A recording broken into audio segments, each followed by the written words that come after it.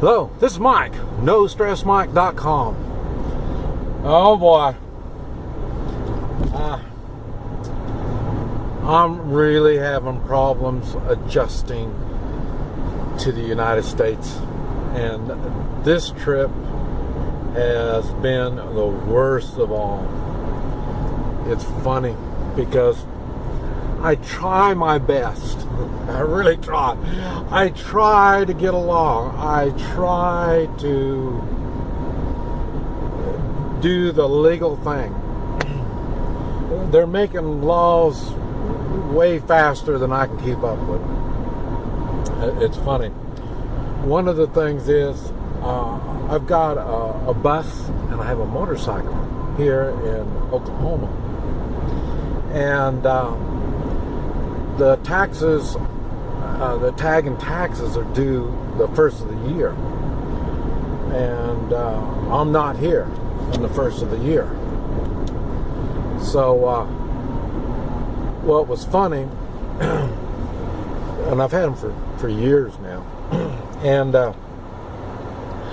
I told them I leave about in November sometime, and it starts getting cold when I get out, and I said, well, I need to pay the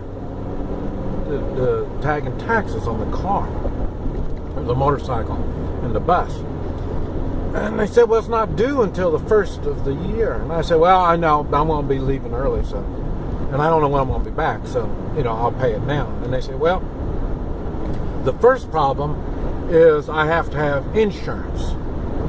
Okay, well, I'm not driving it. It's just parked. And they say, well, you can't do it. They can only do it 30 days ahead of time. And I said, oh, okay, so no big deal. I'll be back. And then, so I come back in spring. When I came back in spring, I said, well, I'd like to pay my tag and taxes and all this. And they said, well, okay, it's going to be, it's $20 for the tag and tax. Hey, no problem. I can do that. And it's a $100 fine for being late. And so I paid the $100 fine. And then so the next time I was there, hey, I want to pay the tag. I want to pay the tag and taxes. I'm not driving it; it's parked. And they say, well, okay. Nobody's going to be driving it, and I don't have any insurance on it, so I don't need insurance because I'm not driving it. I said, okay. Then you pay tag and taxes. And I said, no problem. And they said, well, you can't do that yet. You got to wait 30 days ahead of time before it's due. And I said, I'm not going to be here. They said, oh, well, we can't take it. So I came back in spring. The car, the motorcycle and the bus had not been anywhere, haven't gone anywhere, haven't done anything. I said, well, I want to pay. And they say, well, it's $20 and $100 for being late. And I said, okay. How much more is it going to be? And they said, no, it's maximum is $100. So I'm paying maximum on penalty. And I said, okay. Can I pay for next year's so I won't be late? No, you can't do that. So now I'm years behind now. They haven't been on the road, and so. And I've still got to pay all these taxes, so I can't pay the taxes. So I thought, okay, I'm going to go on and sell the stuff. Well, the motorcycle, I want to get another motorcycle. I'm going to go on and sell that. And but like I say, I'm homeless. When you're homeless, it's kind of hard to take care of all that paperwork. So I lost my paperwork. So I want to get a new title. And they said, well, you can't get a new title until you get paid up on all your penalties and all this stuff. So, I don't know what's going to happen. I don't know. Like I said, I just found this out this morning. But if that's bad enough, I don't know. So I go to the bank. And what I'm trying to do is I'm trying to prepare. I don't want to go into detail. It's no big deal. But I wanted another card for my debit account so I can give that card to somebody and they can go on and take money out of it. But I want to be able to transfer some money in there without having to empty my account. And they said, no problem, we can do that. I said, good. So then we started doing that, and then they said, well, your address. And I said, I don't have an address, I'm homeless. Well, we can't do it without an address. Well, they already got mine. For years, I had my account with no address. And so finally, I gave them a place where they could send their letters. They would need a place to send mail or something. So I gave them that. And so that's what they use for an address. And then, so I want this other card, and they say, yeah, no problem. Where do you live at this address? I say, no, it's where I get my mail. I'm kind of homeless. I live outside the country. And they say, well, okay. Well, where did you live before? You know, and I'm thinking, no, wait, what does that have to do with anything? I already got all my record already on everything.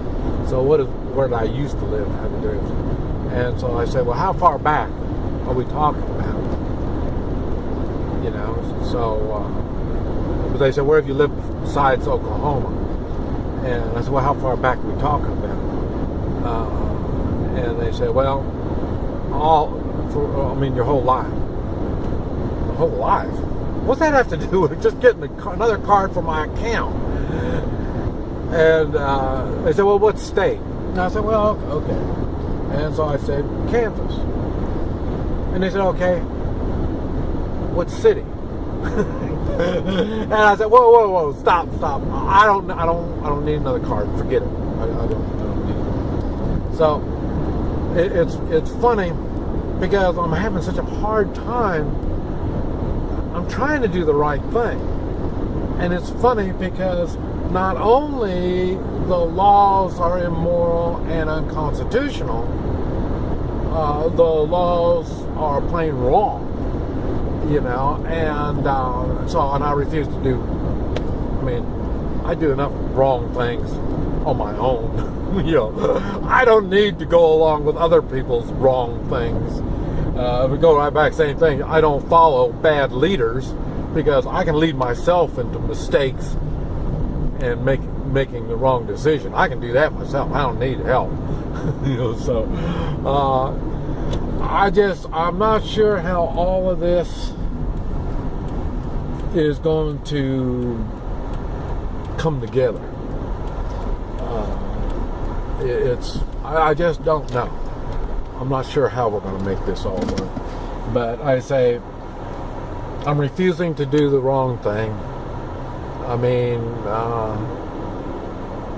And the thing is, what made me think about all this is, you mean to tell me all you people in the United States just give out all this information to all these people? It's the same information. They don't have it already? If I was to do some kind of weird thing, I'm sure within minutes they're going to know every place I've ever lived. You know what I mean? So I don't understand why we have to do all this. I'm just not sure. I'm sure there's somebody smarter than me that knows what's going on, and they need to explain to me, because I say I'm not gonna do it unless I understand what it is I'm doing and why I'm doing it, because it just looks so wrong. And this trip isn't over yet, so I'm sure it's going to get even worse. And this is what I was talking about for me coming back. You know, people say, well, when are you coming back? When are you coming? I don't understand. Why would I want to come back? It's so lousy. Everything is so warped. There's nothing to motivate me to come back other than helping others. And like I say, it's the effort of helping others is no big deal. I can do that. But having to get on my knees and pay homage to whatever is not high on my list. So I'll have to figure all this out. This is Mike, NoStressMike.com.